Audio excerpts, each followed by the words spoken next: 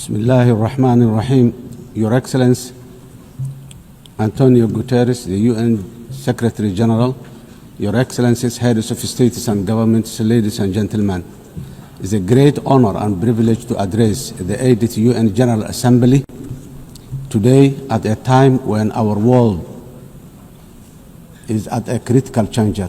The UN was founded on the principles of advancing peace, security and development and progress globally after the destruction of the Second World War. The UN is the embodiment of our common aspiration for a global governance anchored in international law, fairness and equality. 8 years on since the first UN General Assembly, we should have already been better together, not seeking to justify why we can be better together today. Global challenges across the world, people and indeed humanity as a whole is challenged with existential obstacles and threats that we can resolve through dialogue, cooperation, unity and shared purpose. Yet, instead of seeking to strengthen existing and future partnerships and enhancing social solidarity to achieve this, we are in a world of adverse competition and increasing governance uncertainty, where we once strived to ask what's right under the international law. Today, we are witnessing the unapologetic rise of national might to settle disputes. This is a truly dark and dangerous path that threatens the hard-won, rules-based international order we collectively agreed on as UN member states. Excellencies, ladies and gentlemen, while we should be focused strategically on accomplishing the Sustainable Development Goals and leaving no one behind by 2030, the number of fragile states and populations living in poverty is increasing globally. Over 30 member states of the UN today, including my country, Somalia, are classified as a fragile, conflict-affected because of both conflict and social and institutional fragility. When you add the vulnerability stemming from climate change, this number is frightening higher. In addition to this, urbanization is rising at the fastest rate in the human history because of conflict, climate, and lack of economic opportunities in rural communities. Furthermore, food insecurity remains a persistent, deadly challenge affecting billions. According to the World Food Programme, 319 million people are facing acute hunger in 67 countries today. These stark and startling facts must give us all pause for reflection and thought. If we as a community of nations are serious about achieving common progress and prosperity for all, as envisioned in the Sustainable Development Goals, we must redouble efforts to strengthen multilateralism, solidarity, and shared action for all our people and planet. Excellencies, ladies and gentlemen, Somalia, as a broad non-permanent member of the United Nations Security Council, is working tirelessly to promote the ideals and the values of peace, stability, and shared opportunities across the world. We are actively working with all Security Council members and the wider UN membership to find solutions for peace in the Middle East, Africa, and Europe. Somalia remains deeply concerned by the continued suffering of the Palestinian people. The ongoing violence, displacement, and deprivation faced in the occupied territories, including Gaza, demand our collective conscience and urgent action. We call for an immediate and lasting ceasefire, unhindered humanitarian access, and renewed commitment towards the two-state solution as the only viable path for a just and lasting peace in the Middle East today. Somalia Security Council Excellencies, ladies and gentlemen, Somalia is a unique history of decisively transitioning from conflict to a brighter socio-economic and political and security future. Starting from 2012 is the history of a real national effort supported by truly committed international partners, many of whom are represented in this room today. In fact, Somalia is an evidence that multilateralism and global solidarity can make the world a better, safer, and progressive place. This lived experience is our own government's inspiration for a determinedly working for a more just, peaceful, and progressive world within the UN Security Council during our membership, because we know that we are truly better together.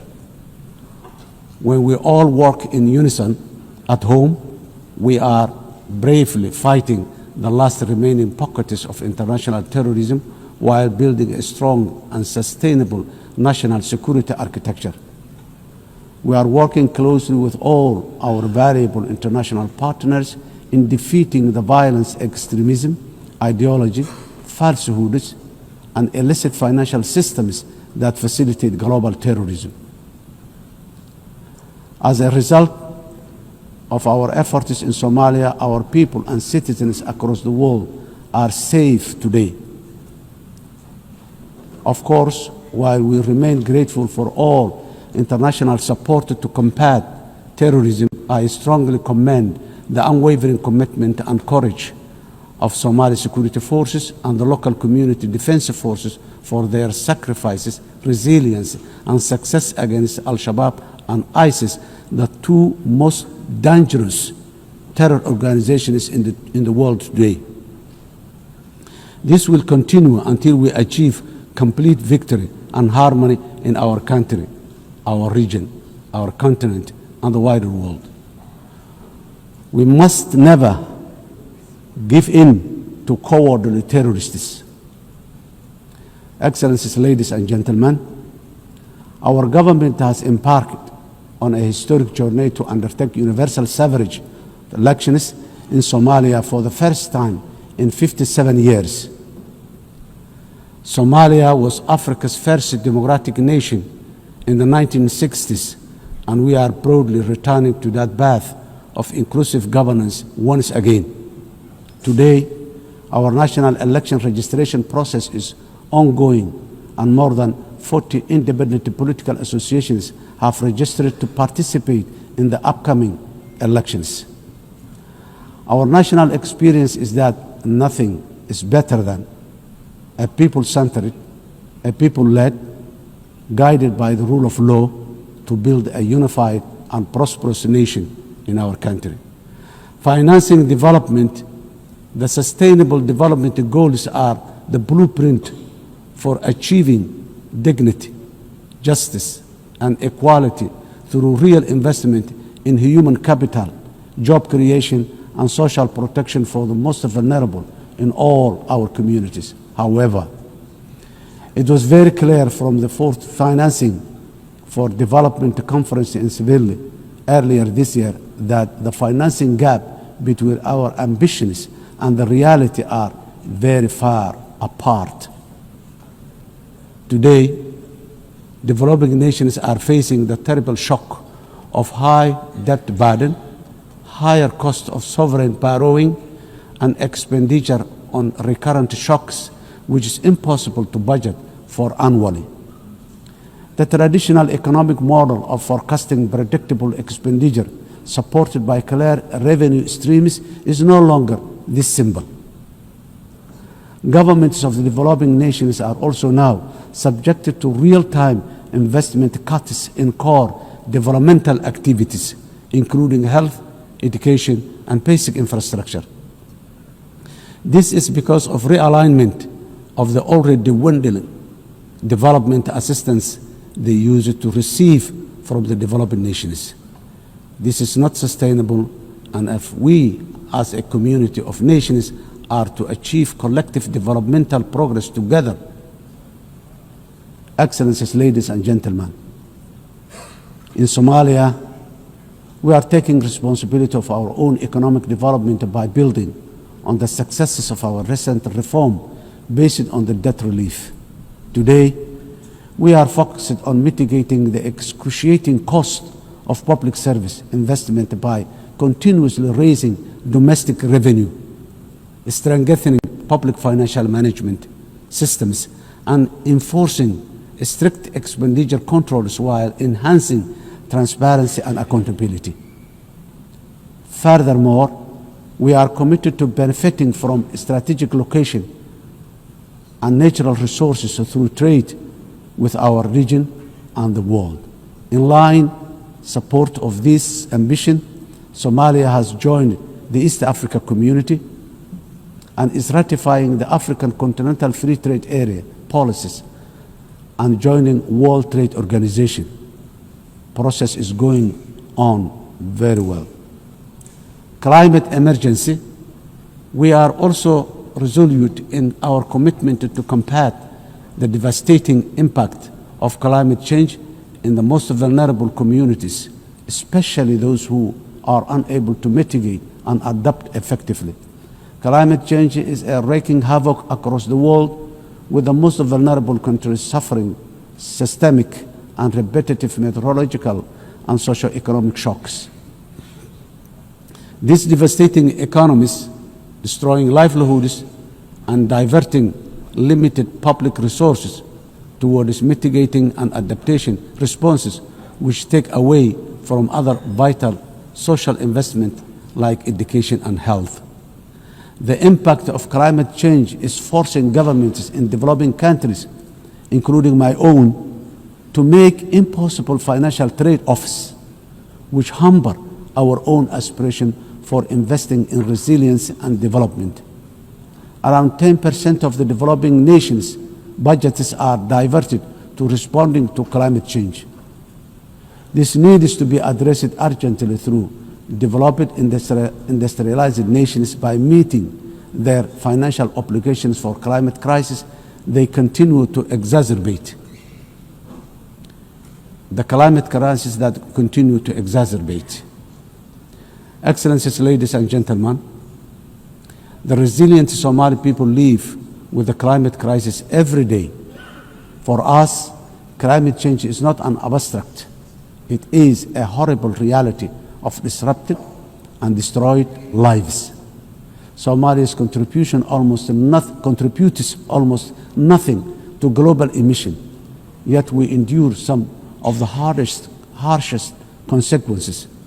Droughts, floods, and rising seas erode livelihoods and displace families, threatening to undo the progress we are making towards peace and development. As a government, we understand that addressing the adverse impact of climate change is a global public good that requires strong partnership and genuine burden sharing. On our part, Somalia has adopted the national climate change policy, updated our national determined contribution, and is preparing its first biennial transparency report. We are also developing a robust national climate finance strategy to guide how we mobilize and manage resources to address the challenge.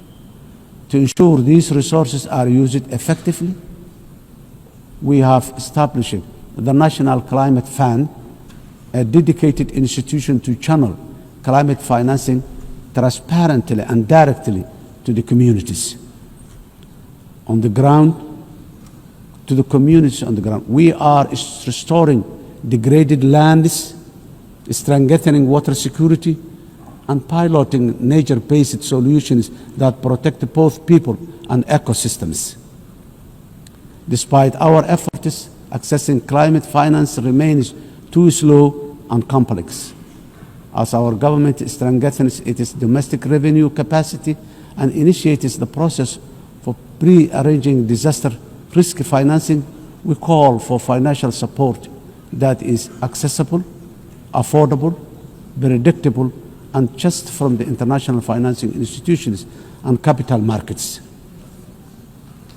Nations on the front line, like Somalia, cannot be left to face this crisis alone, unsupported by the dominant global financial architecture, which is not fit for the purpose in this age of great challenge.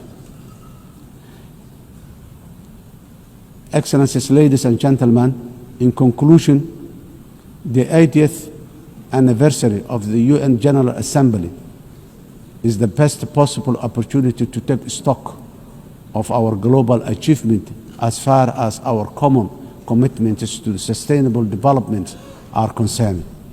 We quietly transitioned from the Millennium Development Goals to now the Sustainable Development Goals. Now, I wonder, with the clock rapidly ticking very fast towards 2030, what the next acronyms of our global development aspirations will be. For us, being better together means common ownership, common responsibility, and genuine partner sharing on the global achievement of sustainable development through investment in a resilient and fair future for all. I thank you.